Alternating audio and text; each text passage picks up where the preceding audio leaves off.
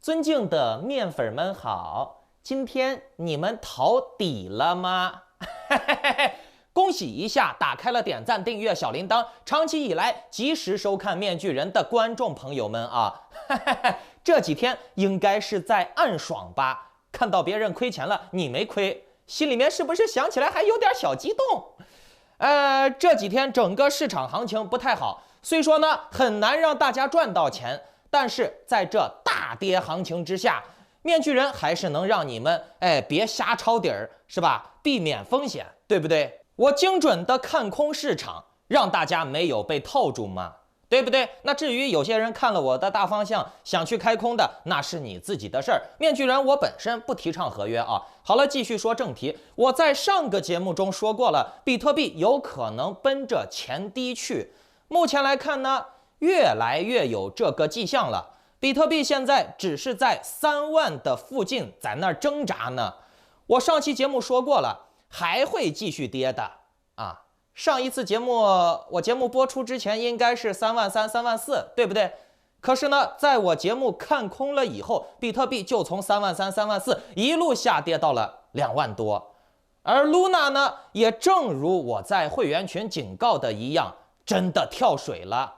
大家可以看一看我往期的预判啊。5月1日，面大分析了 Luna 的潜在风险，并指出其跳水的可能性，随后让大家空仓操作，准备迎接跳楼。当时 Luna 的价格为80U左右，之后又在节目中提醒大家及时清仓。我对加密货币市场接下来很悲观，我建议大家空仓，别瞎搞了。加密货币市场还是要跌的，尤其是我在我的会员群当中啊，已经明确的叫我的会员跑 run， 空仓止损。结果 Luna 发生了高达20倍的恐怖跳水。上一期节目，面大判断比特币会跌破3万。在这么严峻的商业情况、政府的资金政策情况下啊，我是抱着看前低去的。也就是说，我不排除，甚至我有很大的疑惑啊，接下来加密货币市场会不会跌到比特币去2万8以下？然后5月10号，比特币最低跌到29700美元。各位面粉们，准不准？各位观众朋友们，看完了吧？准不准呢？如果说你们没来得及逃跑，或者是瞎抄顶被套牢了，那是因为你没加我的会员呀。我早就通知我的会员跑了。当然了，我也在我的节目里面公开的给大家免费的说了，悲观，不要乱买了。最多做一点套利性的这种投机性的抓跌破趋势啊，套短利，抄短线，赚到就跑。当然了，如果你想要更精准的操作以达到自己的利润最大化、风险最小化，可以加我的会员嘛？那我的联系方式在节目末尾再给你们公布啊。你们也都看到了，面具人我对大趋势的判断能力已经不用再证明什么了。往期节目历历在目啊，那些节目都在那儿。在这种行情之下呢，最近有很多人觉得跌到底了，可以抄底了，结果呢抄到顶了。很多人都会心慌，不知道接下来该咋办了。毕竟这几天你看链币甚至稳定币都在崩，那接下来该怎么办 ？OK， 今天面具人想给大家讲一讲币圈的未来走向整个局势都会发生大变化。随着 Luna 的崩盘 ，UST 的崩盘，我告诉你，币圈将会迎来一个不一样的时代。那面具人你们也都知道的。我是不为任何机构、交易所、项目方服务的，所以呢，我讲的东西是比较客观的。因为我讲的东西，你们爱怎么样就怎么样，跟我没有任何半毛钱关系，我也不需要带节奏反正我自己就是这么做的。今天的节目很重要，是决定你们资产生死和未来走向的。那节目开始之前呢，请检查一下你们是否打开了屏幕下方的点赞、订阅、小铃铛，否则呢，错过了面具人的财经讯息、政治风险预警，而导致你没能赚到钱，或者是被政府的恶性政策割韭菜了，那可不能怪我哟。以后呢，我会在每期节目中间随机说一个数字，你们听到了这个数字以后，在留言区回复这个数字和你的狐狸钱包地址，那我就会从答对的人当中抽取1名，直接给你转账奖钱啊。那为了公平起见，你们的留言暂时隐藏啊。3天之后，我会把这些留言显示出来，否则呢，别人答了以后，你直接抄答案，就没法在节目里面找我的神秘数字了。那顺便把今天的这个节目转发分享到3个平台以上，截图发送到我的邮箱，就可以参与抽取这个月的 NFT 大奖了啊！别忘了附上你的狐狸钱包地址啊！中奖人数依然是10人，这些都是可以卖钱的真金白银 NFT 哦。好，来讲正题啊！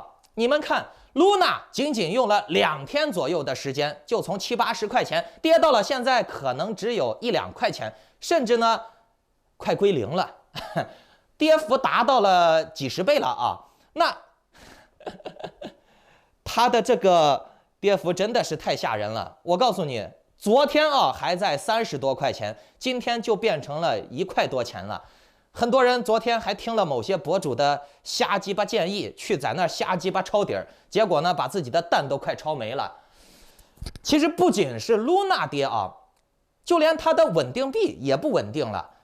UST 已经脱钩了好几次了，之前跌到了0.6，然后呢，Luna 清仓了自己的比特币去补窟窿，好不容易回来了一点儿，回到了0.9啊。我的女徒弟也说了，到了0.9以后就可以去考虑套利了啊。如果你没套利，那就是接下来的这个形势，接下来的这个下场。现在又脱钩了啊，现在跌到了可能0.3、0.4了。那你们知道这是为什么不？其实不仅是 Luna 啊，你们看 AVAX、GMT， 还有其他很多的币啊，这种所谓的有资本入驻的、有机构站台的项目，这几天都是殊途同归。为啥？其实面具人前几天的节目中已经点出来了一个非常重要的问题了，那就是币圈傻逼小白太多，选项目总是喜欢看有什么资本机构站台呀，或者是基金会站台呀，有没有什么大机构、大资本入驻之类的？面具人，我在上一集中就给你们说过了，项目方从资本机构、基金会拿钱是要付高利息的，他们用来拉盘的钱的成本，最终是要由你们这些网友来承担的。各位，你们可能算不来一笔账啊，那就是资本机构、基金。它也有可能是多头借贷的，比如说我给你们想一个很恐怖的现象，你们没算过这笔账，来，今天我就帮你算一算。比如说美联储加息了，大家都知道这几天的金融大事件嘛，美联储加息0.5，然后呢 A 基金因为来钱的成本高了，然后呢他借钱给 B 机构的时候就不只是加0.5了，很可能是加1.0。同样的逻辑。B 机构拿钱拿到的这个成本高了以后，他再把钱放出去贷的时候，由于他来钱的成本高了，就可能不只是加1.0了，那就可能是加2.0的利息了。那这样的话，很多项目方多头借贷来拿到的钱的成本就很高了，最终成本扩大的可就不只是美联储加息的那0.5了，懂了没？这就是所谓的多头借贷、放大贷之类的概念。那美联储加息可以说是压垮这些靠着高息借贷去拉盘的项目方的最后一根稻草。即便是这样，很多基金会的会员他也不愿意再买基金会的理财了。这些会员呢，反而开始撤走自己的资金，转而去存银行。为啥？因为加息了嘛？为啥？因为政府的中央银行信誉度高嘛，稳定嘛，对吧？毕竟你把钱存到皇帝那儿，总比存到一个不知名的小商贩那儿要好得多，是不是？所以呢，高息放大贷，再加上美联储加息，就导致了泡沫破裂。其实大家有个盲区那就是比特币区块链诞生的时候，你们知道吗？区块链上还没有什么 DeFi 质押高息这种玩意儿呢，它也就仅仅只是个区块链比特币，听懂了没？中本聪搞比特币的时候，他自己都没想到 DeFi 是个啥玩意儿，听懂了没？其实这种高息年化收益早在币圈区块链诞生之前就有了，各种各样的什么资金盘传销呀、MBI 呀，还有一些玫琳凯呀、完美的那些高额会员传销群呀、高额会员传销盘子呀，给你高额返利之类的，半年回本或者1年回本，然后呢就是躺赚，这类的项目多得很，明白了没？没有加密货币的时候，这些项目都是满地爬，而且很昌盛。所以呢，也就是说 ，DeFi 高息和区块链是没啥关系的啊。这个所谓的 DeFi 呀、高息呀，只不过是那些玩资金盘传销的那帮人换了一个皮，在区块链玩起来、割起来更方便，借了一个高科技的皮肤来传销而已。所以呢，很多大家的亲朋好友都说什么加密货币是传销之类的话，人家说的也是有一定的论点和道理的。那面具人，我说了这么多，不知道有没有人理清了一个道理？很多人总是喜欢把加密货币币圈的这个什么 K 线图呀，跟股票挂钩认为币圈跟股票差不多。大家要理清一个逻辑那就是你买股票，人家股票还有公司，还有实体产业，还有商品，而你纯粹的去迷信什么基金会呀、资本之类的加密货币这类的产品，大部分的币也都是空气。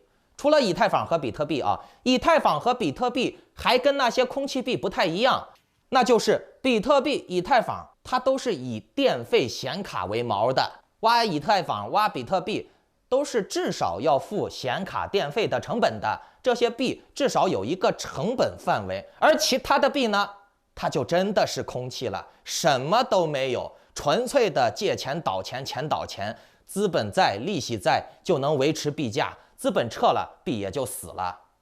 其实 Luna、UST、GMT 的崩盘，也预示着区块链的一个时代结束了。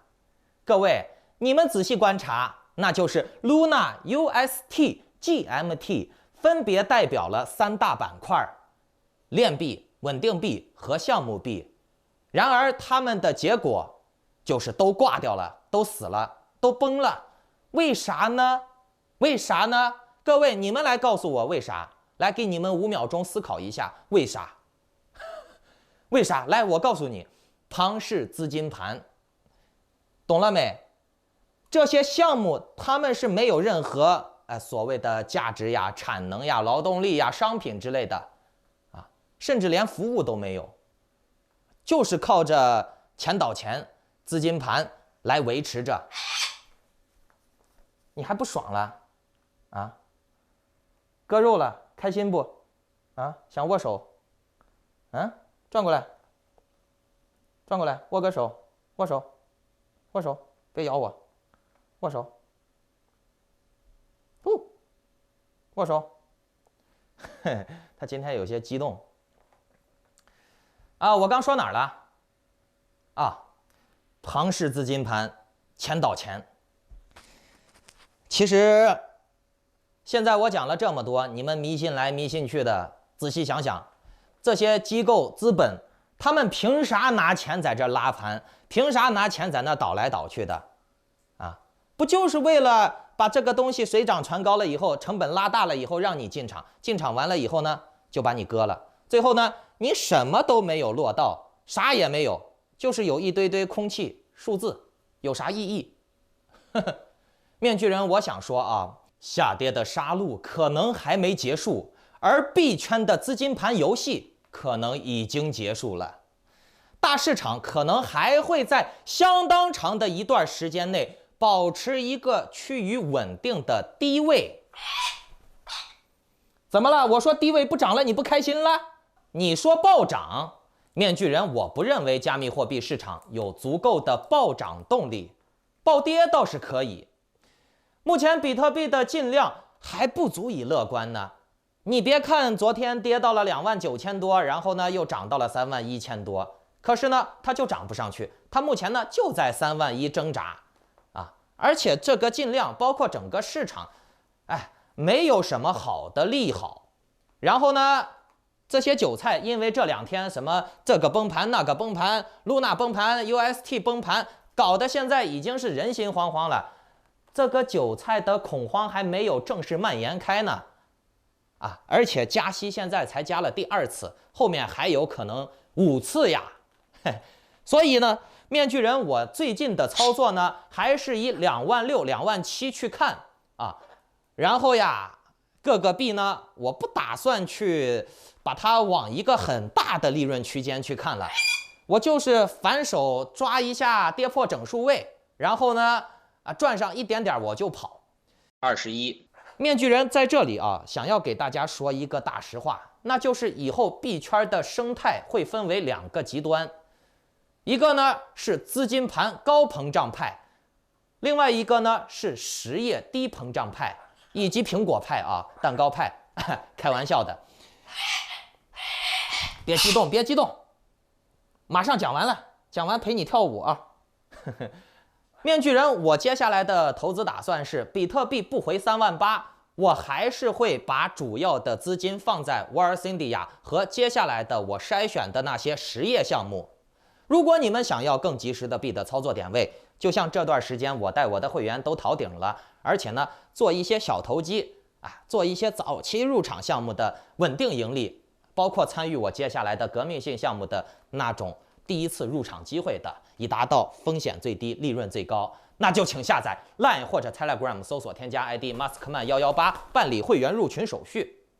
又或者呢，你们也可以听一些别的加密货币操作师呀、博主呀，带你们就像昨天一样，直接抄底儿，抄底儿，最后成了抄顶了。祝你好运，再见。